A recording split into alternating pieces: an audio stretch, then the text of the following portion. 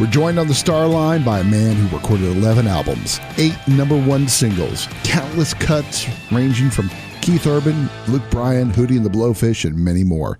His CD book, For You to See the Stars, is available at a retailer near you. Radney Foster, welcome. Hey, how are you, Sean? Absolutely great. Let's go beyond the mic.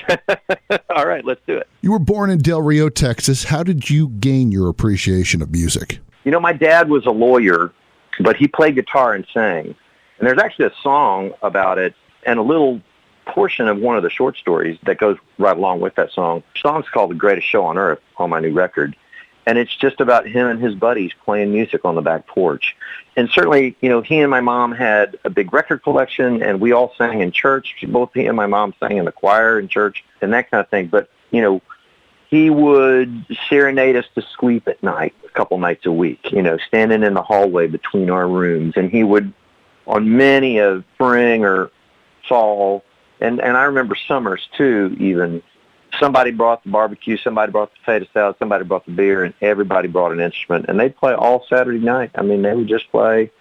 And if it had 3 chords and was easy and they dug it, it didn't matter to them if it was a Bill Monroe song or if it was a Hank Sr. song or if it was a Frank Sinatra song or an Elvis song or whatever the genre was. It you know, if it was simple, you know, and they could play it and they thought it was a cool tune, they would. And that was really a massive musical education. What song, if you remember, did he used to sing to you to sleep? Oh, lots. Puff the Magic Dragon, you know, that was that brand new song by those youngsters, you know, Peter, Paul, and Mary back in the day. Tom Dooley, Red River Valley. I think Red River Valley is the first song I learned to play on guitar. You Are My Sunshine. I can remember Walking the Floor Over You. Nice. You know, lots of country songs, lots of traditional, you know, folk songs too. You know, like This Land Is Your Land. You know, that kind of thing. And you know, gospel songs, Amazing Grace. Radney, you graduated high school, headed to the University of the South. What'd you end up studying there? I was studying forestry and geology because I thought I was going to come home. I was the great-grandson of the first lawyer in Del Rio who sent every single one of his boys to law school. He didn't think there was an education that was worth a damn other than that. And then my father was a lawyer. My grandfather didn't practice law. He sold Chryslers because his brothers, there were so many of his brothers already practicing law at Del Rio. There wasn't enough room, you know. It's like, so he had to, you know, I got to figure out another job, man, you know. So I thought I was going to come home to, you know, take over the family business. I mean, so I studied forestry and geology and thought, you know, land use, oil and gas law, and, you know, figured that was where I was headed. So why'd you leave? Music got in the way, you know. I had several bands in college, but my junior year in college, I had a band that was kind of like the Nitty Gritty Dirt Band. You know, we had a couple of bluegrass buddies from Kentucky, but then we had, you know, electric guitar and bass and drums, and I played acoustic. And so, you know, we had banjo and sometimes fiddle or mandolin, and then, you know, me on acoustic, but then electric guitar, bass and drums. And we played a gig up at college at Swanee, Tennessee, at the university. It's a tiny place, you know. It was right before alumni weekend, and the guy comes up to me and after the show, and he was lit, pretty lit. He said, "Hey, what band does, you know, those 3 songs? Because I know all those other stuff. Like that's a Guy Clark song, and that's a Nitty Gritty Dirt Band song, and that's a, you know." My guitar player started laughing. He said, "You can't get them, man. Our singer wrote them." And he looked at me and he said, "You know, I don't know jack squat about the music business, but, you know, I got this buddy who's a producer and a songwriter in Nashville." I'm like, "Yeah, sure." So I write my phone number down on a matchbook, right? And it's the payphone at the end of the hall in my dorm. And sure enough, 2 weeks later, tacked to my door is a note that says, "Call Brown Bannister," who was then Amy Grant's producer. And Brown heard me play. I went to Nashville, and I played him 4 or 5 songs, and he said, "Man, you got to have a serious talk with your mom and dad about doing this for a living." Amazing story. We're joined beyond the mic by country music star Radney Foster, out on tour at a city near you. You moved to Nashville. Talk about those hard times during those early 7 years. I got told by everybody to go home. I got told by almost everyone. It took me a year to find one publisher that wouldn't throw me out of their office. But I got my foot in the door that way, and then started meeting some songwriters who were making a living at it, and they all kind of took me under their wing. They were like, "No, you're going to do fine, man. It's just going to take longer because what you do is different.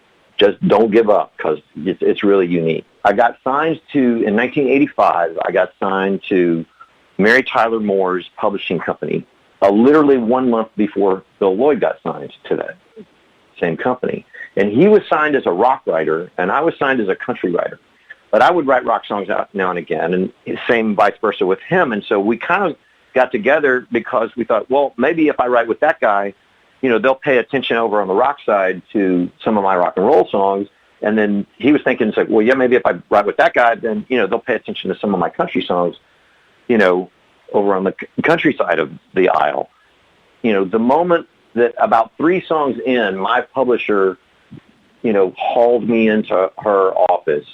And I think he got hauled in by whoever his person was. And they both just said, whatever you're doing, you guys got to keep writing together because there's magic that's happening when you do that. Whatever it is, don't pay any attention to who's looking or what's going on or anything else like that. Just keep writing like that. Then, we got a song cut by the True Value Hardware winners of the Battle of the Bands for Best Country Band. And they had a singles deal on Sony, and their names were Sweethearts of the Rodeo, and we wrote Since I Found You. That was our first top 10. What was so special about those Foster and Lloyd years? You had to have that special bond to mesh so well with you and Bill Lloyd.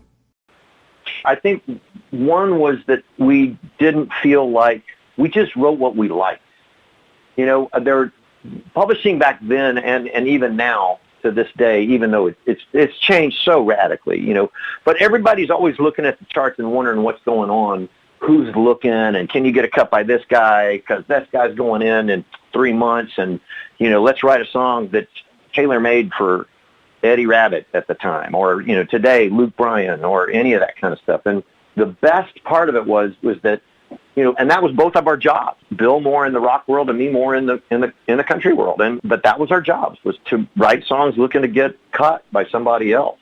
The publishing company knew there was something magic going on with us. I don't think they thought at the time that we were going to end up getting signed to RCA Records. I think they thought that was, a pipe dream, but they thought there's something going on, and that's a good songwriting team. And they were just like, pay no attention to who's looking, pay no attention to the songwriting meetings that they would have, about, that would tell you who was looking at the time, because there wasn't no internet that they could email you and go, so-and-so's looking, and going in a month, So they just gave us complete free reign, and I think that freedom was really what made it click. And then we just started knowing it's like, when I bring what I love to something, Bill's going to bring something different to it. And I think, our love of both Buck Owens and the Beatles and everything that helped form all of Buck Owens, everything that influenced Buck Owens and everything that influenced the Beatles to get there was really in the Everlys. I mean, it just kind of naturally took shape that way. I think it was just a lack of anyone telling you what to do. 40 years of producing songs. Tell us about the history of your iconic song, Nobody Wins. It truly is one of those writing about real life. I had an appointment to write with Kim Ritchie, and I'm standing in her apartment drinking a cup of coffee at 10 o'clock in the morning. She said, "How you doing?" And I said, "I don't know. It's Mary Springs, and I, had this big fight last night. I'm hungover from it, really." She said, "Yeah." She said, "Andrew and I, had the same thing last night, her then boyfriend." And I just said, "Yeah, nobody wins that stuff." She was like, "That's what we're writing today." And so we just wrote it from our perspective. And as odd as it seems, as much as I thought I really knew of Chris Christopherson's catalog, because I was such a huge Christopherson fan, I didn't know he had a song that he wrote for Brenda Lee called Nobody Wins.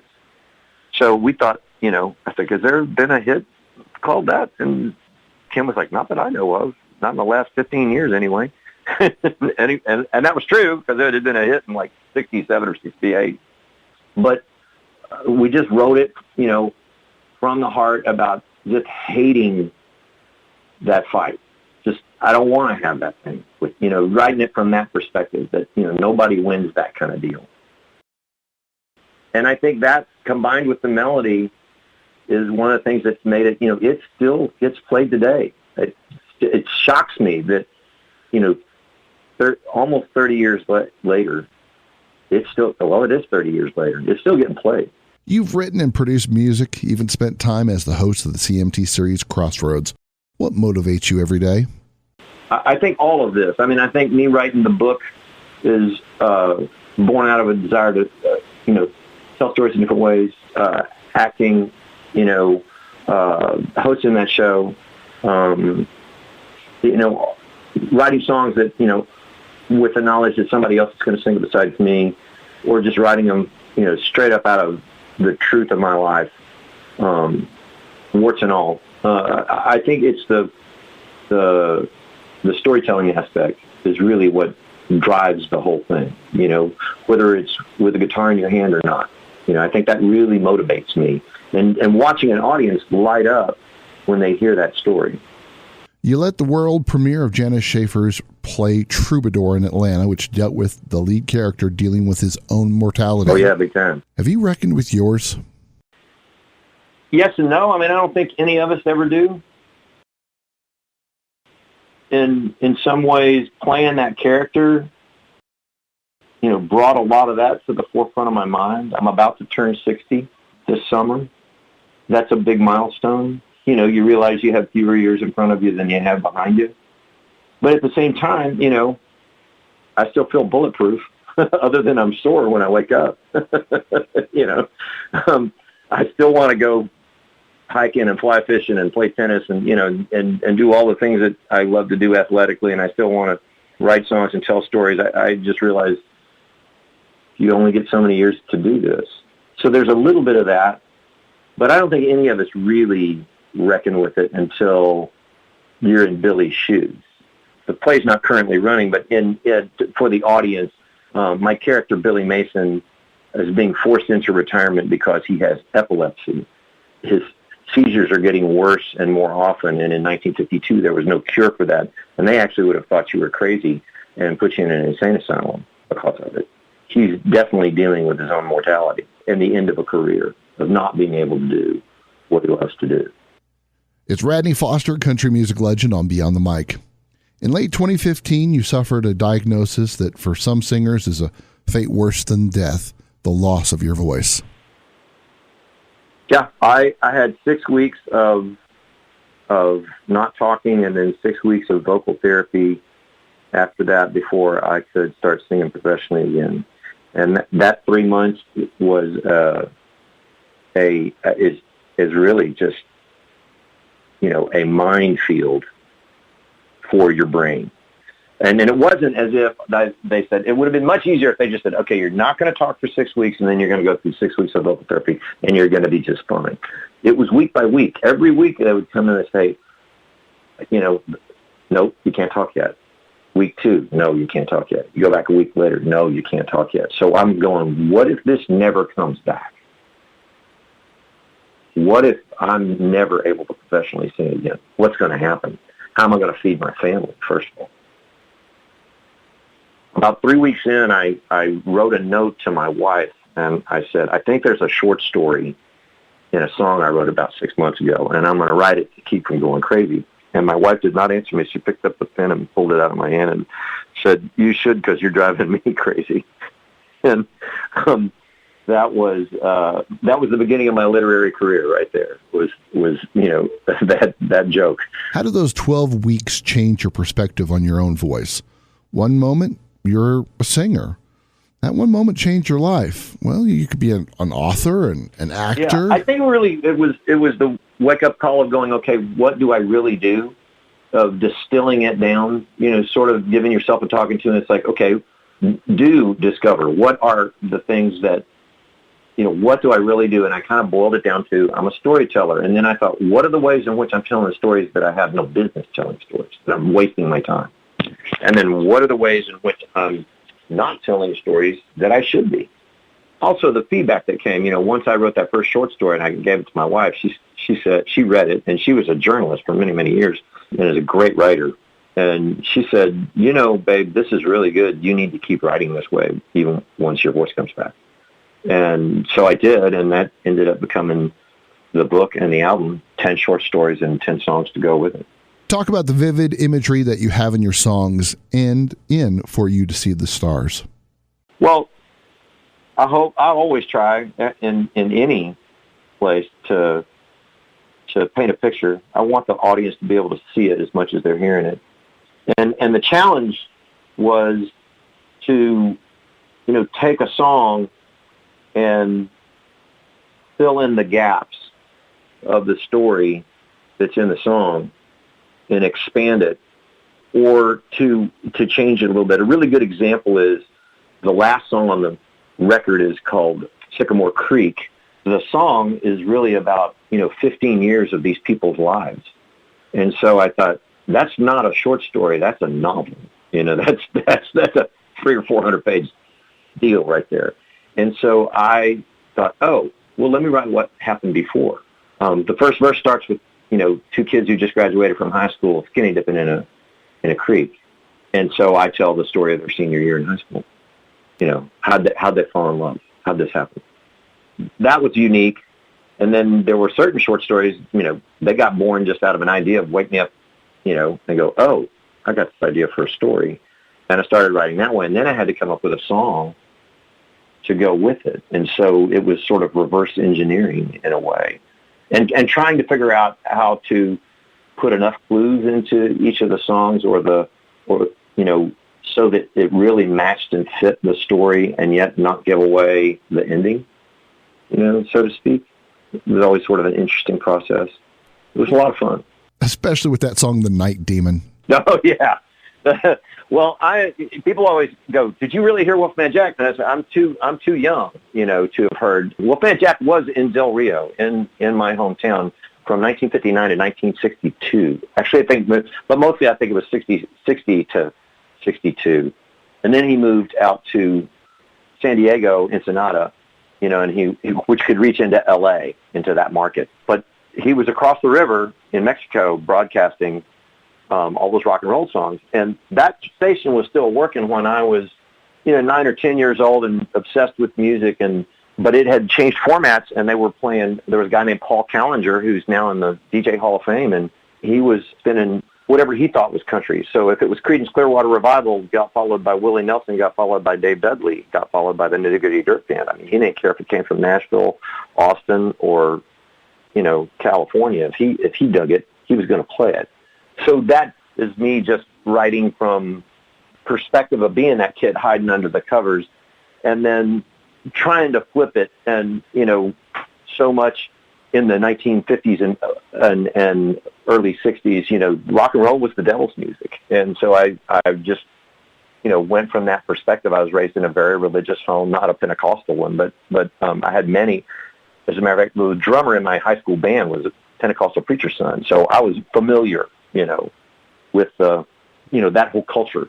And so it was really fun to write. And then the song just came out like me trying to do my very best Howlin' Wolf imitation. What story from For You to See the Stars is your favorite? That's like asking me which one of my kids is my favorite. Come on. It's really not fair. But I think if someone said, twist your arm and you got to pick one, it's probably the title song and the title story, both together. I watch the way that song, night after night, touches people. There's not a dry eye in the house when I play that song, every single night. It always amazes me because I think of it as a song about hope, but it is also a song about that, it's got to get dark enough for you to see the stars. You got to go through some valleys before you can appreciate the mountaintop. And the story is a real sweet story about reconciliation between a granddad and his grandson. And really about, reconciliation of family. What's one thing that you miss from the old Nashville? Boy, there's a lot. You have to pick one. I miss Hap Towns. There was a meat and three joint, but it was the best cornbread Johnny cakes you ever put in your mouth, and great, Southern style cooked vegetables, and it was just always an awesome place and packed. I miss that. I miss guitar pulls. So I don't hear about any. I mean, every now and then I still try to have one, but people who were stars. I mean, I can remember going over to someone's house because they're having a guitar pull. I'm like, what is that? And they would say, well, you bring, a potluck dish or a bucket of chicken or a 6-pack of beer or whatever, and everybody's got to sing, go around the circle, and everybody's got to sing a song. Our publisher at NTM, I think it was every Thursday afternoon at 5, they had a guitar pulling. And, you walk in there, and it'd be Tom Schuyler, who wrote 16th Avenue, Paul Overstreet, and, these people who'd just written hit, Chris Waters. I mean, these people had written hit after hit after Guy Clark. I mean, there was who's of songwriters, and it's like, you're just the kid, right? But you get to play one too. So you better bring it, You better really bring your A game and try to impress somebody, because maybe they're one of those guys who want to write a song with you. Who mentored you during your career? Oh, I had lots of mentors. I mean, I think that's the thing that I learned from all of them, was to pass it on. I try to mentor young songwriters as much as I possibly can. One of the greats was Fred Foster, ran and owned Monument Records, and who produced all those Roy Orbison hits, produced Willie Nelson records, produced all kinds of hit songs, co-wrote Me and My Bobby McGee with Chris Christopherson. He was a really big mentor and really big champion for me. For sure, Randy Goodrum, who wrote Before My Heart Finds Out, Somebody's Going to Give You a Lesson in Leaving, You Needed Me. I used to babysit his kids. He would do acoustic demos for me in his basement studio. He's the one who kept encouraging me not to give up. Certainly Guy Clark and Townes Van Zandt, Rodney Crowell, they've all meant a lot to me. Their advice has always meant a lot. It always means a lot that I can call Rodney up and ask him for advice. Wow. Time's running out, so it's time for the Rockin' 8. First thing that comes to your mind. No pressure. Okay. Favorite key to play in? C. Vocal warm-up song that isn't yours? It's a Buck Owens song. Why am I drawing a blank on this? This is ridiculous, okay? It's, I've got a tiger by the tail of the plain sea. Okay, there you go. Okay. Place to relax when you're not on the road? Any trout stream anywhere in the world. What was your first guitar? Do you still have it? My first guitar, I do not. My first guitar was a really inexpensive $15 guitar bought across the river in Mexico when I was a kid. My house was a mile from Mexico. We could walk over and, or drive over and eat lunch and buy a guitar. How have you passed on your love of music to your 3 children? What was the last song you sang them to bed with? I bet the last song I sang them to sleep with was Godspeed, that I wrote, because I wrote that for my oldest and sang it to him pretty much every single night. I sang it to my middle son and to my daughter as well. I changed the words around a little bit for my daughter.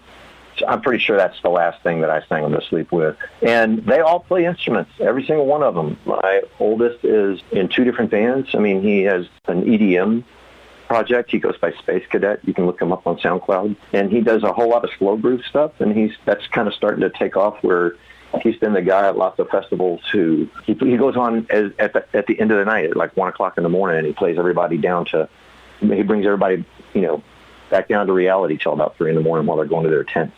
But he also has a country rock band. And then my middle child is a jazz drummer and that boy plays every single instrument on the stage. And my daughter plays ukulele and is learning to play guitar, and she's one hell of a prose writer and a poet. Who's your favorite current artist? Yeah, that's hard to, what genre. I'm gonna have to say Hayes Carl. Last 3 songs you heard that aren't your own. Last 3 songs I heard that aren't my own. Hold On Loosely by 38 Special on the radio.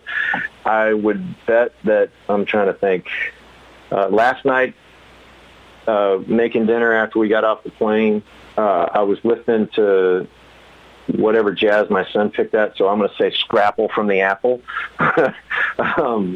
by Coltrane, and then probably Ella Fitzgerald, because that's what, he got to pick. Nothing that makes any sense. What message do you have for your fans? You know what? Be creative. Be creative in everything that you do and in everything that you love, and work really hard at it. Love really, really hard. Whenever I introduce Texas in 1880, I always talk about that song is about more than just riding rodeo. That song is about chasing a dream. And I think that when we chase dreams and do it with everything that we are, it makes us better human beings. So if you chase love, with all your might, you end up with things like families that really love you back. And if you, so I don't care if it's that you grow tomatoes for your neighbors, or weave or weld, or want to coach basketball, or, be a screenwriter, or just a pretty good golfer, or whatever it is that you really love, that, give, especially if it's something that gives back, teach school, do that with everything that you are. His son's stage name is Space Cadet. He loves Johnny Cakes, misses guitar pulls, and almost was a lawyer. Country music legend Radney Foster, thanks for joining us today. Oh, the pleasure is all mine, Sean. I look forward to it again sometime soon. And that, my friends, is Beyond the Mic.